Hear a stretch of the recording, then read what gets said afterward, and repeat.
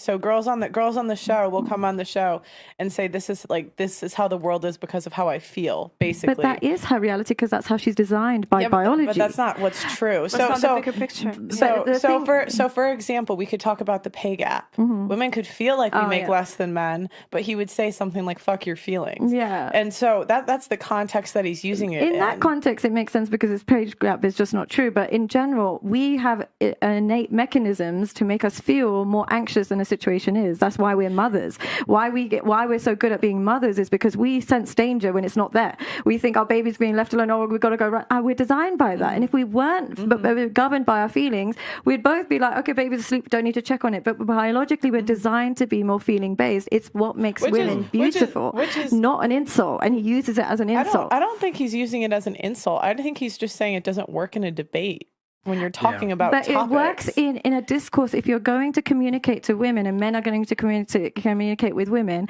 that if they don't recognize that women exercise feelings and women don't recognize men exercise logic, they'll never be compatible. You have to talk in that language. I think he knows that women exercise. But okay, like this is an example of you as a woman telling men how they need to talk to us.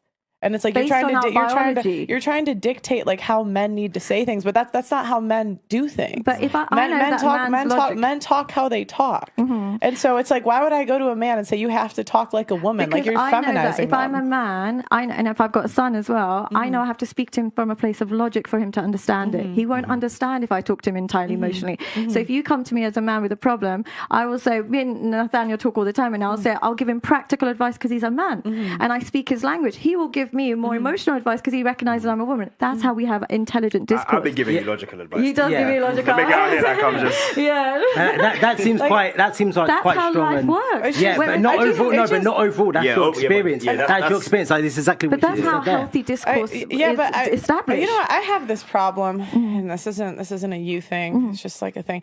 I hate it when people come on and tell me how to talk on my podcast. It's like, if you were so good at it, then you would do it and you would make it bigger. And so it's like, how are you going to go to them and say, oh, I know how to talk? No, we're not saying that you don't know how to talk. Not me. I'm talking about in this example for Fresh and Fit. Yeah, Fresh and Fit. Because I've been in this situation where like a girl will say, I don't like the way you, like, they'll be like, oh, I don't like the way she does this. I don't like this. I don't like whatever it is. And my first thought is like, how delusional are you? If you could do it better, you would.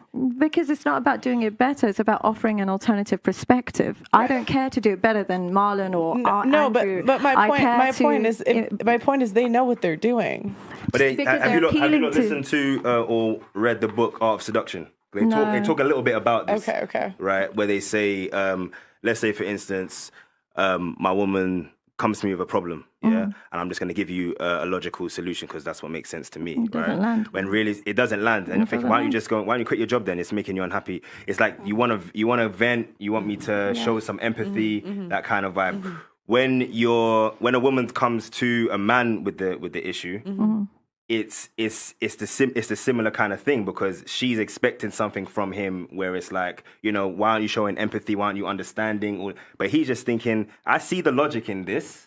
It should be a quick, it's like algebra. We want it simplified straight away. And it's like, that's kind of the disconnect. So it's quite rare, not rare, but it's nice where obviously when we have the conversations, like I understand how you would need it received and you understand how I get. And that's how we communicate and that's how we have this friendship for so long. And that's what I want to teach people rather than women are this, men are that, because you don't learn how to use those skills to practically apply and create a healthy relationship. And if we have this platform, we should use the blessing of it to improve lives rather than divide people. But they do improve lives. That's the thing. Like they do all this. People are now going. They do. Lonely. Okay. They do. Okay. Yeah. MGTOW is a whole nother. That's a whole nother group. Fresh and Fit aren't MGTOW. They do improvement for men. There's men that have called in on their show and said they didn't commit suicide. Yeah. So they are helping men. MGTOW. Those are men that were walking away until the laws change, and I understand that. They want to walk away from marriage and relationships until the laws change. I understand where they're coming from.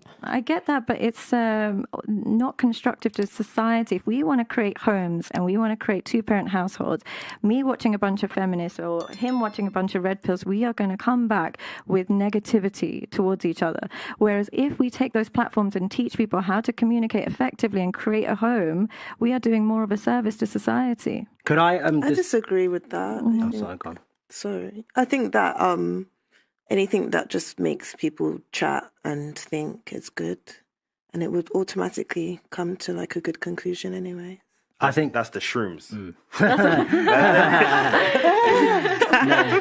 No, I just think not necessarily. I think your points are extremely valid, but I think part of the issue is that we're told a lot, especially as men, to change our wording, change our dialect, change appealing to how women feel more so than we are about how men how men think. How I'm not talking about appearance. Yeah. I'm talking about as opposed to saying, like you've said, men approach things more logically. So it's more of a push towards understand her first before understanding him, which doesn't give the unity that you afterwards. Yeah. Like, for example, I have 5 sisters. I have a lot of sisters. And my mum has to explain to them that I don't process things like they process things. If they get emotional about things, next week they'll be fine. The week after, they'll be up again. And they're like, you're expecting him to jump on with your emotions. He doesn't think like that. He doesn't work like that. He's not built like that. He's not built like that. And it's hard for them to understand. No, sorry. It's hard for them to understand, and wherever I've been told to, respect their feelings and understand they think differently as well. In the world, it's more that side of it. It's not like, okay, look, this guy's going to think differently from you. It's just more accommodate to her because she feels a certain way, and that's not what it was. That's the divide there. I had a homemaker. So we're opening. Guys, go subscribe to the Wife School channel. It should be in the description. Get us to 1,000 subs. Anyways, plug. We're doing a wife school, and I've been talking to different like wives and homemakers that are going to teach different like classes for it. It's going to be fun. And one of them literally said she teaches women like, fuck your feelings. It's not about your like this is something a homemaker of 30 years teaches women, fuck your feelings. It does not matter how you feel. Yeah. And so it's like when the women say it, it's okay, but the men.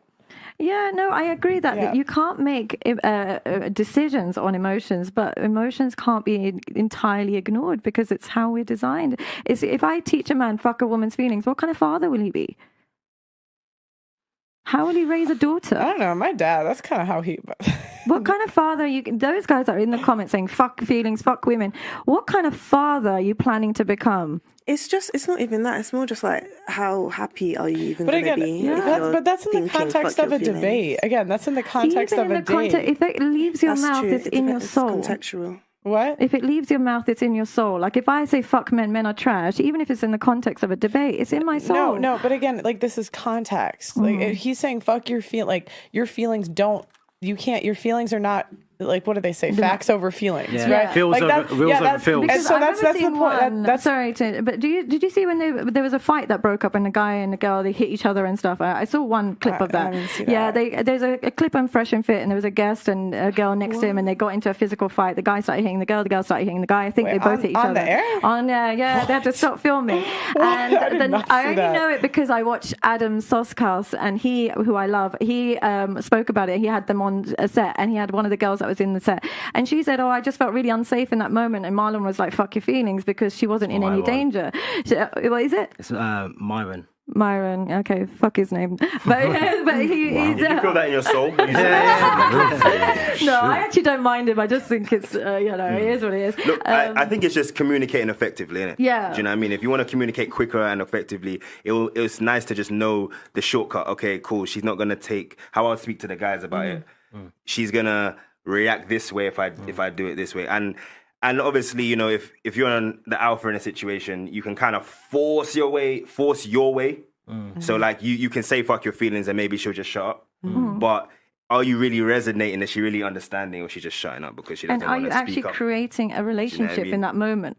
So when you said the thing about their daughters, that is one of the things where I had to really think, all right, I have to learn how to communicate on that level, because if I have a daughter, it's just training. I don't know. I just think of my mom versus my dad. Like my dad really, it's not about like he kind of does that with me. I mean, not in like a rude way, but like if I go to my mom, like I always say, I'd go to my mom if I wanted to cry about something. If I go to my dad, I want a solution. Like I just think men and women communicate in different ways, and we have as women no business policing men and telling them how to communicate.